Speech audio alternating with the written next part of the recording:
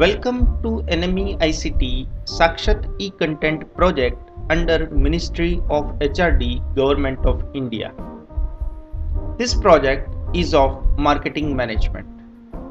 The project is under NME ICT, that is National Mission on Education through Information and Communication Technology. Under this mission, a proper balance between content generation, research in critical areas relating to imparting of education, and connectivity for integrating our knowledge with the advancement in other countries is to be attempted. In order to bolster our knowledge resources to obtain and maintaining the competitive edge in the world, we require a system of identification and nurturing of talent and lifelong learning. Knowledge modules based on personalized needs of the learner would need to be delivered to him or her at the right time with the right content interactively to take care of his or her aspirations. With these objectives in mind, these videos are created for the portal Sakshat. We will learn basic marketing over here.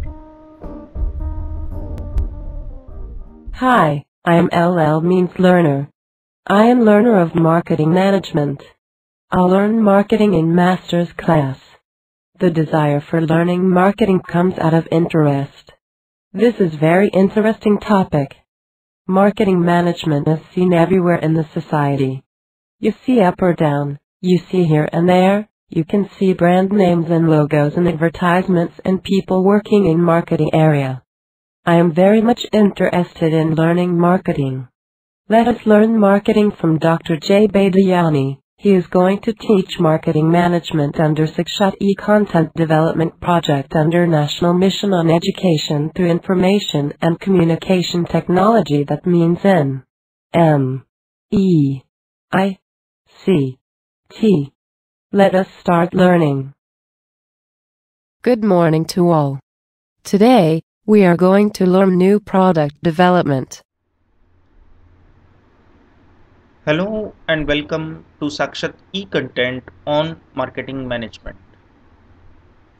Today, we are going to understand new product development. Launching a new product is an essential attribute of successful businesses as they survive and grow.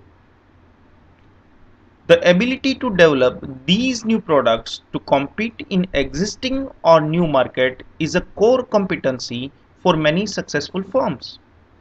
It is important for the survival of these firms to understand which factors affect the components of successful product development process. In early studies of product development, researchers were focused on the products to be developed rather than the total process of product development.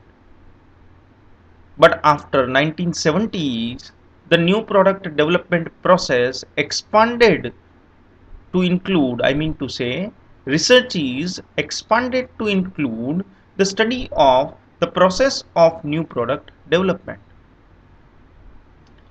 If we look to organizing new product development, we say companies handle the organizational aspects of new product development in several ways. Many companies assign responsibilities for new product ideas to product managers. But product managers are often so busy managing existing lines that they give little thought to new products other than line extensions. They also lack the specific skills and knowledge needed to develop and criticize new products. Some companies have a high-level management committee charged with reviewing and approving proposals. Large companies often establish a new product development headed by a manager who has a substantial authority and access to top management. The department's major responsibilities include generating and screening new ideas, working with the research and development department, and carrying out field testing and commercialization studies. If we look to new product development strategy, it includes original products, it includes acquisition, product improvements, product modifications, new brands through the firm's own R&D efforts. Now if we look to new product development process exactly, we can say the process is divided in several steps. The first step is idea generation. Idea generation has got cross-functional teams. They have got the two basic functions. I mean to say, number one is generating the idea, and number two is identifying the opportunity areas. Generating ideas can have several techniques like brainstorming, like judgments, like creativities, and you can say that idea generation can be done by anybody and everybody within the organization. It can be a person, it can be an employee, it can be customers, it can be any stakeholders, it can be CEO, it can be R&D head, anybody. Brainstorming and synaptic techniques are specific techniques used today widely. Brainstorming considers no negative ideas and addition or removal of those you can say features or something quality levels etc. within the product. And synaptics is going from broader to narrower. The concept developed by William J. Gordon. Synaptics is not allowing people, experts, knowing that what products are to be developed and discussing on general ideas, leading them slowly towards the narrower parts of the product development. I mean to say specific parts of new product development. Identifying opportunity areas include problem solving to bring new ideas to the table, sketching the prototypes, or several time idea prioritization too. Well, generating new product concepts and evaluating against them to a set of, you can say, rules, set of policies of companies, and that companies criteria rather for new products is the basic task of idea generation. Second step involves idea screening. It may go through a conducting survey and analyzing the results. It may be a representative sample of end users via internet or panel. It may be showing concept and asking buyers for their intent, uniqueness, values, etc. It may go for comparing scores to internal criteria, benchmarks, norms. It may be you can say forecast the trial. I mean to say going for the trial or etc. Well, there are two kinds of errors which are possible over here: drop error and go error. If you continue with a bad idea, I mean to say idea to concepts, if you are going for, then it can be said as, you can say, if you are not screening that idea properly and the bad idea goes continuously, it can be said as go error, going with a bad idea. And if you reject a good idea which may turn into a successful product, it can be said as drop error, because you have dropped the good idea. The third step goes for concept development after idea screening. Concept development normally is a stage done by marketing or advertising agencies or the marketing departments of the organization. It may be conducting a focus group kind of discussions also. The objectives over here is to judge whether the concept fits the opportunities, areas and constraints, refining and oblique or describing the product concept, that what it is, what benefits it will deliver to users, key information like size, varieties, package, prices, etc. They are all said as, you can say, the objectives of concept development. Next stage talks about marketing strategy development. It talks about launch decision framework. It talks about use of diagnostics. It talks about determining which segments to target and why. It talks about product positioning, value proposition. It talks about sales forecasting and pricing decision frameworks. It talks about communication strategies. It talks about distribution strategies too. And many more marketing strategies are involved over here, but these were the major.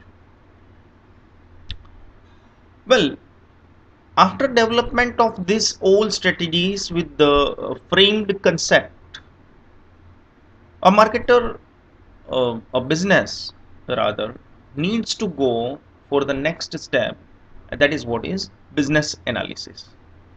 The business analysis, well, includes so many, you can say, ways of analysis, like you can say sales and cost and profit projections, and to determine that whether the product, would be product, will be consistent with the company's objectives or not. If they do, the concept can move to the development stage.